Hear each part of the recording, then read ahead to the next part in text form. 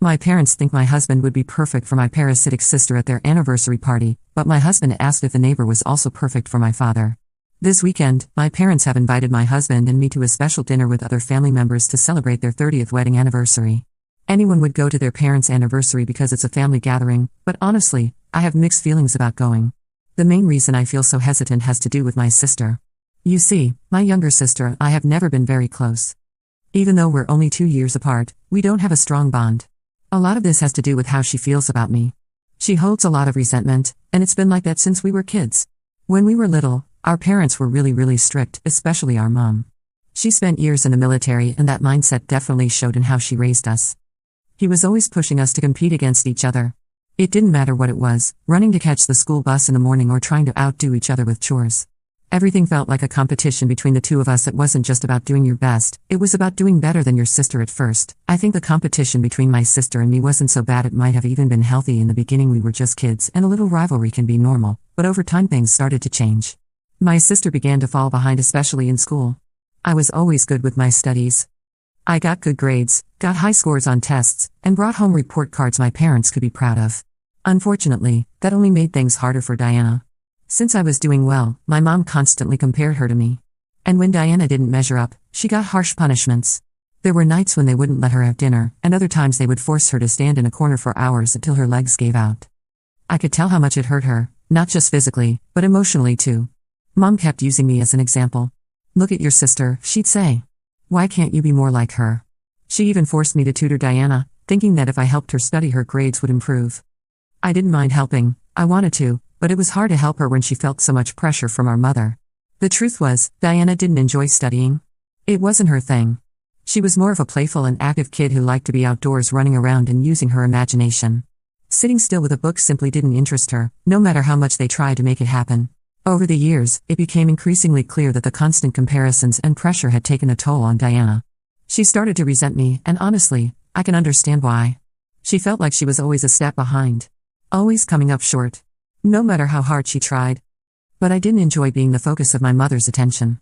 I hated it too. I mean, not only did I feel bad for Diana, but I also lived with my own pressure of not being good enough for my mother at some point. Of failing a test or not living up to her expectations. I was vocal with my mother about Diana and what I saw, but that only served to earn me a punishment too. Then, right before I left for college, something happened that shook our whole family. Diana did something drastic. She took a whole bottle of sleeping pills. Luckily, our parents found her in time and rushed her to the hospital. The doctors were able to save her, but that moment changed everything. It was as if someone had removed the blindfold from my parents, especially my mom. For the first time, they realized how much pain Diana had been hiding, how deeply she had been suffering all those years.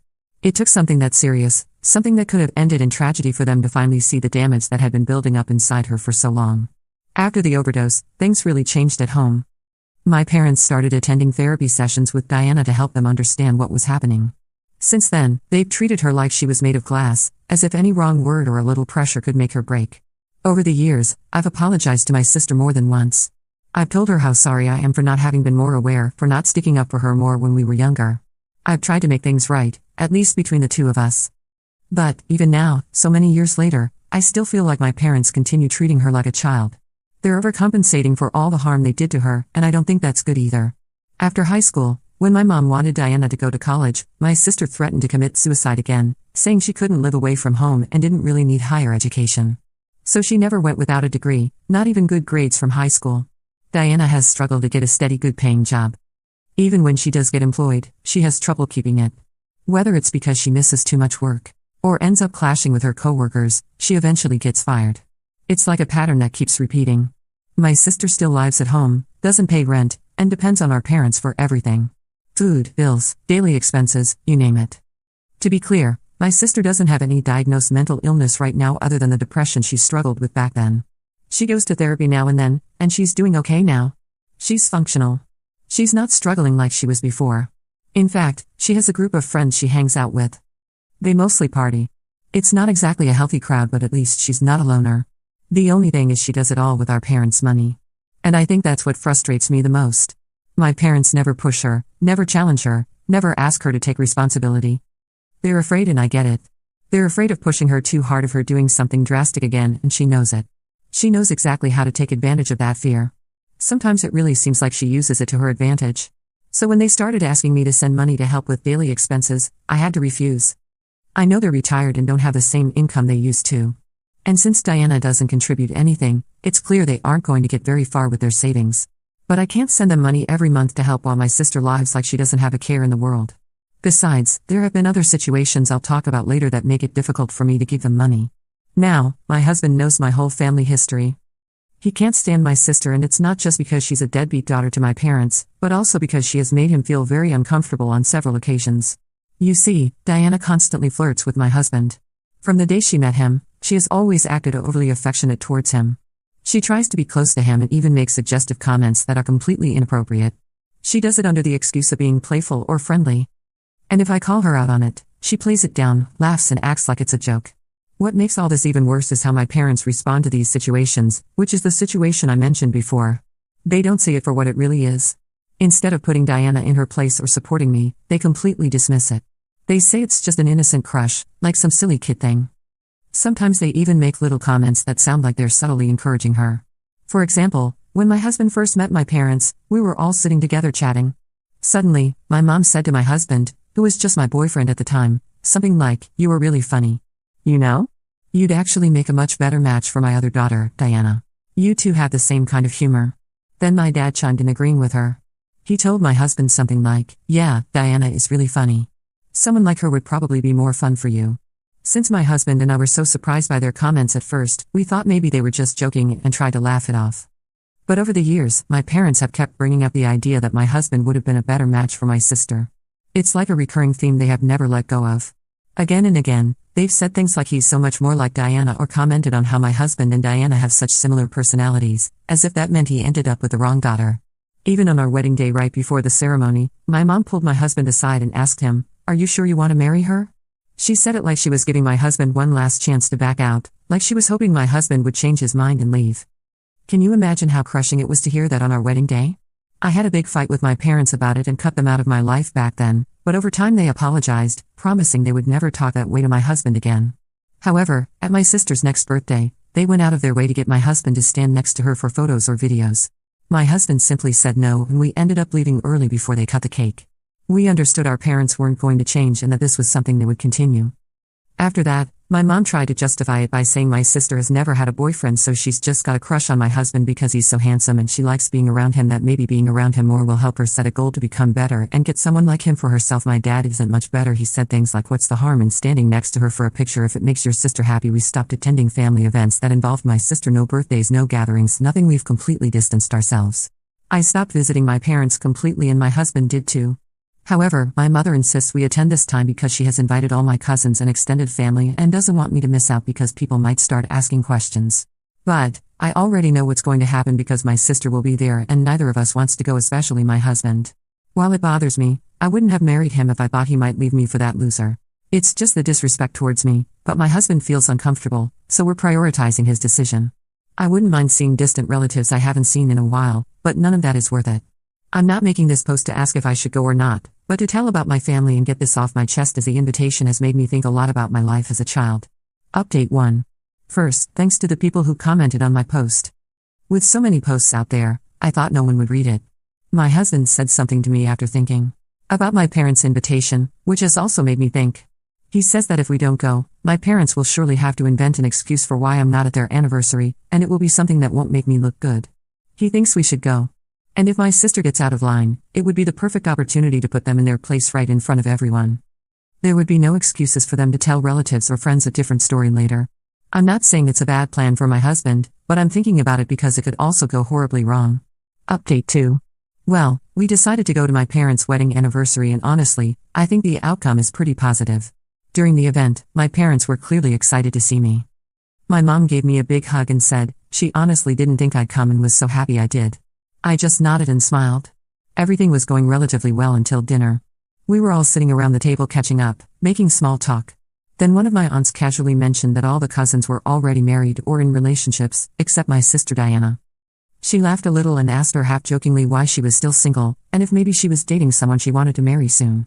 My sister just smiled awkwardly and blushed like she was trying to hide something. Then one of the cousins playfully shouted, "Come on Diana, spill it. Do you have someone hidden away somewhere?" That's when my mom, without missing a beat, said loudly, "Oh, I don't know if she has a boyfriend, but she's got a big crush on her sister's husband." And she pointed to my husband and laughed like a 5-year-old kid with a crush on her teacher. My dad joined in the laughter, laughing even harder. I glared at my mother from where I was, but she didn't even notice. She was too busy laughing and talking to my aunt, saying something about how my sister had a crush on my husband for so many years. Then, as if that wasn't enough, my aunt turned towards my husband and asked him loudly and thoughtlessly, "Do you have any brothers or cousins Diana could date?" Maybe? Some of the relatives actually laughed when they heard this. My sister just stood there blushing, smiling slightly. She didn't try to stop my parents. She didn't try to change the subject. She just stood there enjoying the attention like it was a compliment. I felt the heat rising in my face, but I calmed myself down because we had prepared for this. I was going to say something, but I was going to say it loud enough for everyone to hear. I wasn't going to wait to get a text from a slightly deaf cousin the next day asking us why I humiliated my parents. I turned towards my mother and said, "How dare you talk about my husband like this?" The whole table went silent and started listening. I told them, "You promised me, both of you, that you wouldn't cross this line again. You swore you would respect our boundaries and stop putting us in awkward situations, but here we are again. You're laughing about my sister having a crush on my husband. You find it funny? Because you're just as idiotic as she is." Then I addressed the rest of the table, my cousins, aunts, and uncles, and said, "Let me ask you a question. How many of you think it's okay for someone to openly say they have a crush on their own sibling's partner and for the whole family to laugh about it like it's a comedy scene? Do you really think this is normal?" Suddenly, no one had an answer. Then I turned towards my sister. I just let it all out. "You've been acting like a pervert towards my husband for years.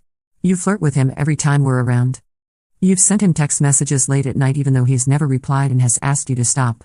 You try to stand too close to him, you touch him when he's clearly uncomfortable, and you act like it's all a joke." My sister's face fell immediately. I looked around the table and continued, "And you all think this is funny?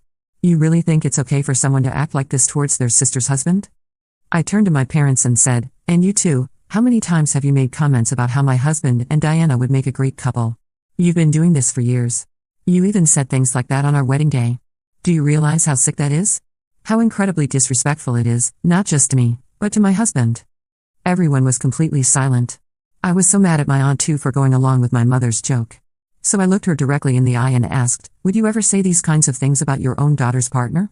Would you tell your son-in-law he'd be a better match for someone else in the family?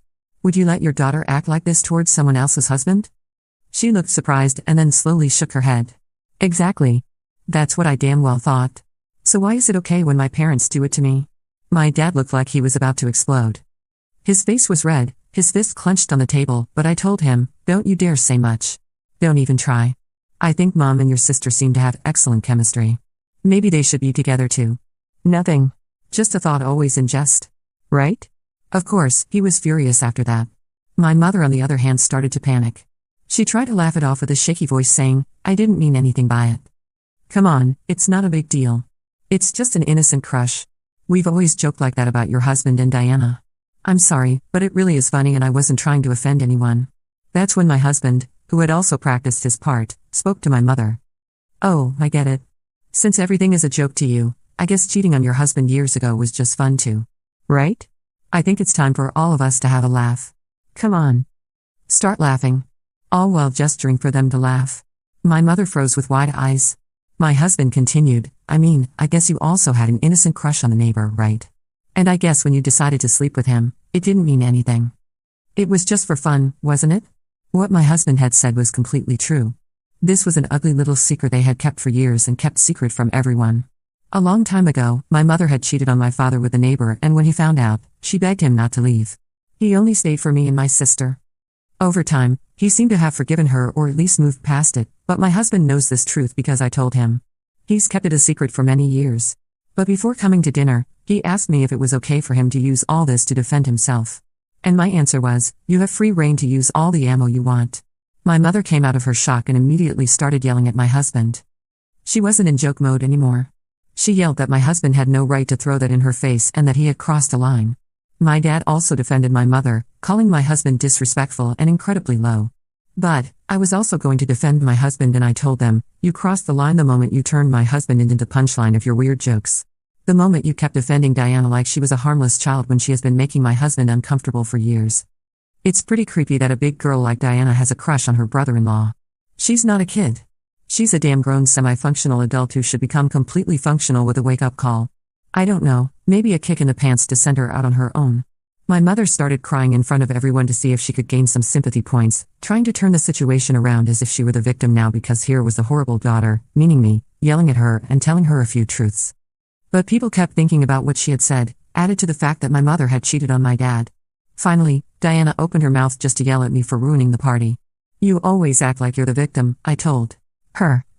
"None of this would be happening if you hadn't started it. You sat there like a seal, waiting for its fish, while you let Mom announce your crush on my husband like it was a joke. You didn't say a word to stop it. You blushed like a schoolgirl watching the quarterback walk through the halls. All that was missing was you twirling your hair with your fingers. Are you mad at me? Well, damn right, because your anger matters less than nothing to me." She said, "Oh, please. You always act like the victim. Nobody said anything that bad." While my parents and Diana kept yelling and blaming each other, my husband and I decided to leave. The yelling didn't seem like it was going to stop anytime soon and we had already done our job. What was the point of staying there any longer? My parents and sister were going to keep sticking to their version while everyone else had heard everything there was to hear. I just quieted them down a bit to tell them it's over. Don't you dare contact us unless you grow up and are ready to take responsibility. If that doesn't happen, then don't call us when one of you dies either. And that was that. Family members started sending mostly supportive messages. Even my aunt apologized for not saying anything when my mother started talking about my husband. In the end, it turned out better than I expected, so I have to admit my husband was right. It's good to have ripped the Band-Aid off all at once. Update 3: Everything has been disturbingly quiet. I don't know, I expected more calls from my parents. There were only a couple that went to voicemail, but as far as I know, they're so humiliated they don't want to say anything to make it worse. I've listened to their messages and they're pretty calm compared to how we left the house the other day. I get it. They're afraid we'll explode again and tell them more truths. But I think we've said everything. We haven't held anything back. Sure, we had other ways of saying what we said, but in the moment it just came out that way. For example, my husband planned to say my sister was a loser.